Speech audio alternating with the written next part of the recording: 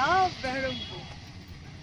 যেটা বলার, আমি আগে জানতাম বর্ধমান একমাত্র বেশ বর্ধিষ্ণু শহর, কিন্তু বহরমপুরও কিন্তু বেশ সুন্দর একটা, মানে যদি মনে হয় যে একটা শহর দেখব, তার মধ্যে মডার্ন অ্যামিনিটিস তো থাকবেই এবং তার মধ্যে অল্প গ্রামের ছোঁয়াও থাকবে, বহরমপুর কিন্তু বেস্ট, দুর্দান্ত। মানে যেমন প্রশস্ত রাস্তা তেমন এখানে গ্রাম্য একটা অনুভূতিও আছে। আমরা যে এরিয়াগুলোতে থাকি সেগুলো খুব কনজেস্টেড, কিন্তু এটা বিশাল বড় একটা দুর্দান্ত, মানে ভালো লাগছে। কর্ণ সুবর্ণ এখান থেকে কাছেই, যার জন্য আমাদের এককালে আমাদের এই পশ্চিমবঙ্গের রাজধানী, তখন তো বাংলা বিহার ওড়িশা একসঙ্গে ছিল, ওই সময়কার রাজধানী ছিল কর্ণ সুবর্ণ। মানে কেন এই জায়গাটাকে চুজ করা হয়েছিল, এটাই হলো তার কারণ। আর আস্তে আস্তে নদী, অ্যাকচুয়ালি নদীগুলো এখানে ছিল না, সরস্বতী নদী, মানে বিশাল বাণিজ্য হতো এখানে। তো সেই জায়গাগুলো এখন সেই ব্যাপারটা নেই, কলকাতাকে মূল কেন্দ্র করে সবকিছু গড়ে উঠেছে, কিন্তু এই জায়গাটার মধ্যে একটা আলাদা ব্যাপার আছে। আচ্ছা, আমরা এখন স্কোয়ার ফিল্ডে রয়েছি। স্কোয়ার ফিল্ডে চারদিকে চারটে কামান আছে এবং আসল কামান, আমরা জানি এই ঐতিহাসিক শহর, হেরিটেজ শহর বলতে যা বোঝায় সেটা হলো মুর্শিদাবাদ।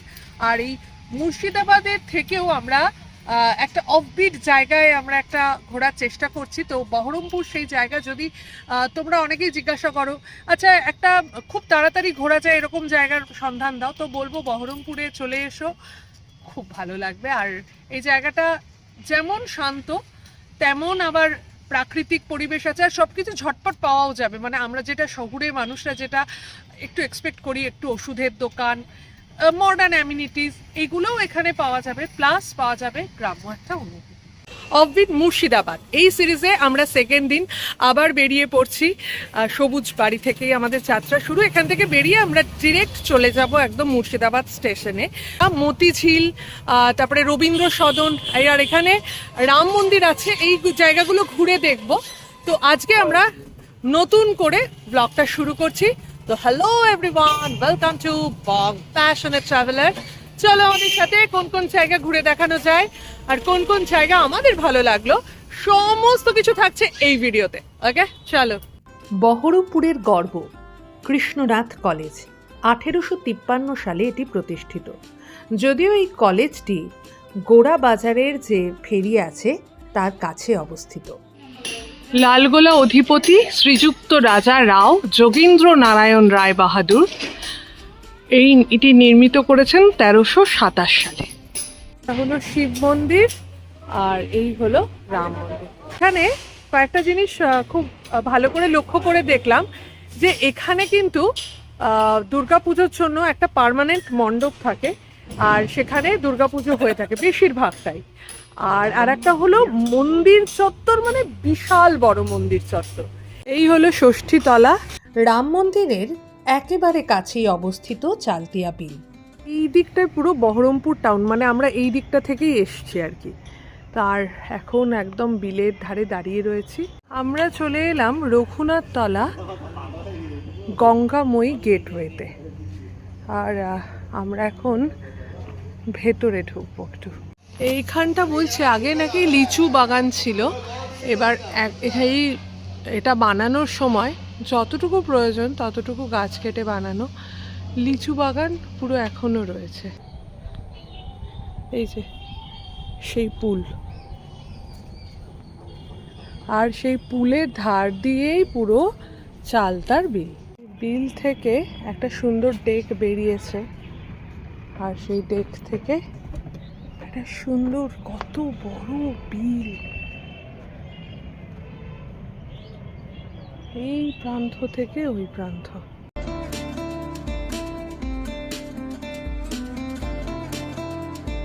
এইখানে একটা বেশ বড় মাঠ আছে, আর এখান থেকেও ওই বিলটা পুরো দেখা যাচ্ছে।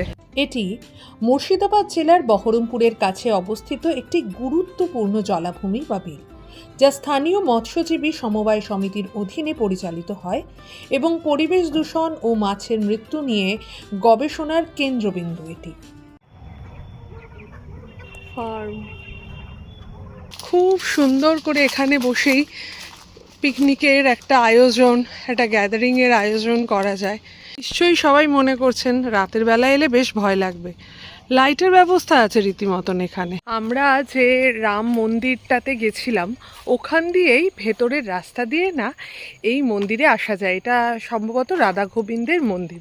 ছোটবেলায় আমরা ছবি আঁকতাম না, যে নদীর ওপরে একটা পুরো ঘাস হয়ে রয়েছে বিভিন্ন আকৃতির, নিচে ছায়া পড়েছে নদীর জলে, সেই ছায়াটা অদ্ভুত সুন্দর লাগছে।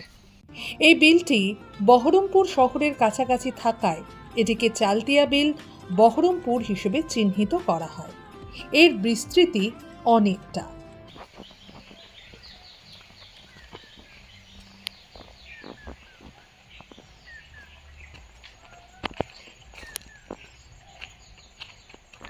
দিকটা তো বিল, আমরা এতক্ষণ ঘুরছিলাম, এবার একটু মন্দিরে যাই। রাধা গোবিন্দর মন্দির, তার দর্শন করবার জন্যই এখানে আসা। এখানে গোবিন্দ আছেন আর এইখানটায় আছেন হলো, আচ্ছা রাধা গোবিন্দ এখানেই আছে। মন্দির থেকে এখানকার ভিউটা খুব সুন্দর আর চারিদিক গাছে ঘেরা তো। এই হলো মহাদেবের মন্দির। সোলার সিস্টেমের মাধ্যমে এখানে কিন্তু লাইটগুলো জ্বলে।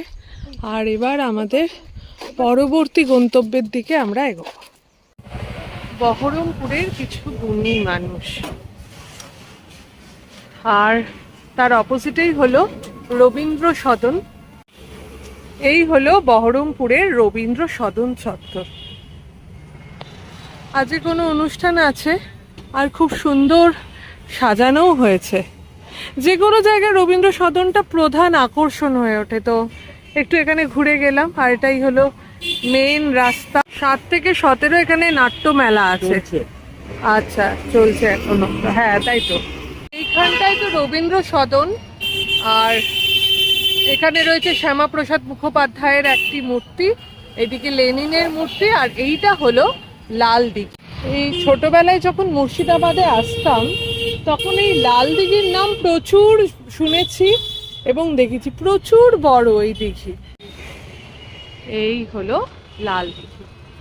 এখানে একটা ট্রয় ট্রেন আছে দেখতে পাচ্ছি, 5 বছরের ঊর্ধ্বে টিকিট লাগবে। পার্কের প্রবেশ মূল্য 10 টাকা। এখানে ট্রয় ট্রেন আছে, বোটিং এর ব্যবস্থা আছে। সন্ধেবেলায় এলে দুর্দান্ত লাগবে আর কি এখানটায়। তো তোমরা ট্রাই করতে পারো। যদি একদিনের জন্য বহরমপুরে থাকো তাহলে কিন্তু বেশ সুন্দর জায়গাটা ঘোরবার জন্য। 1973 সালে প্রতিষ্ঠিত অরবিন্দ পাঠ মন্দির।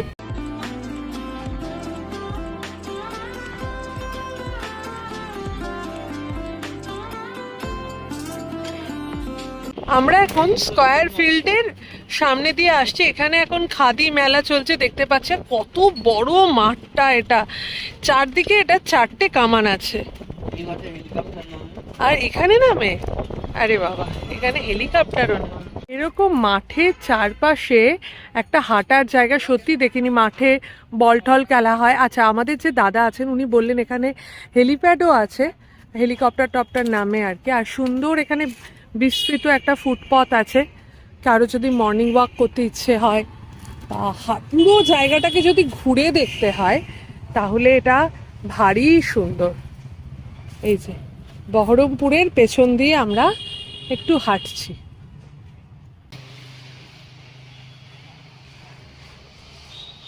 ভারী সুন্দর আর স্নিগ্ধ জায়গা। এত দুপুর গড়াচ্ছে কিন্তু সেই পাথটার উপরে পুরো গাছের ছায়া। তো মাঠে যেতে একটু অসুবিধে হয় দুপুরবেলা, কিন্তু এখন কিন্তু বেশ ভালো লাগছে।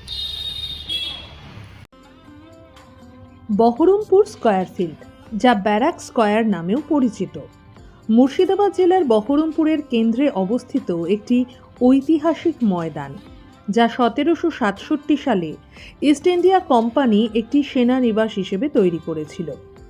এটি এখন একটি পার্ক ও সরকারি অফিসের স্থান, যা তার পুরনো ব্যারাক ভবন ও সবুজ পরিবেশের জন্য পরিচিত, এবং এটি সিপাহী বিদ্রোহের সাক্ষী।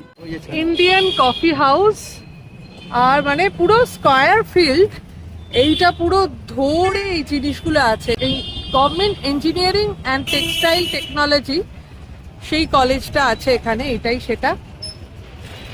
আর এই জায়গাটা না ভারী হ্যাপেনিং, পরপর পরপর জিনিসপত্রই মানে দোকান পুরো ভর্তি, খুব ভালো জায়গা আর ওয়েল মেনটেন্ড, সেটার জন্য বেশি ভালো লাগছে। হ্যাঁ, গ্র্যান্ড হল, যোগীন্দ্র নারায়ণ মিলনী, স্থাপিত 1903 সাল। হলিডে স্কুল, বাহ সুন্দর গেট। স্কয়ার ফিল্ড ঘুরে ভাগীরথীর তীর দিয়ে আমরা চলেছি আমাদের পরবর্তী ডেস্টিনেশনের দিকে। যাব আমরা মতিঝিলে। মতিঝিলে ওয়েস্ট বেঙ্গল ট্যুরিজমের পক্ষ থেকে থাকার এবং খাওয়ার ব্যবস্থা রয়েছে, সেটা নিয়ে একটা ডিটেল ভ্লগ বানাবো। আর তার সঙ্গে আমরা ঘুরে দেখব ওয়াসিফ মঞ্জিল প্যালেস। তো পরবর্তী ভিডিওতে আবার দেখা হচ্ছে। সবাইকে জানাই আগামী বছরের শুভেচ্ছা। আমাদের ভিডিওটা যদি ভালো লেগে থাকে তাহলে প্লিজ লাইক, কমেন্ট আর শেয়ার করে দেবেন। আর আমাদের চ্যানেল বং প্যাশনেট ট্রাভেলারে যদি নতুন হন তাহলে একটু সাবস্ক্রাইব করে দেবেন। ভালো থাকুন, সুস্থ থাকুন আর প্রাণ ভরে বাঁচুন। ওকে।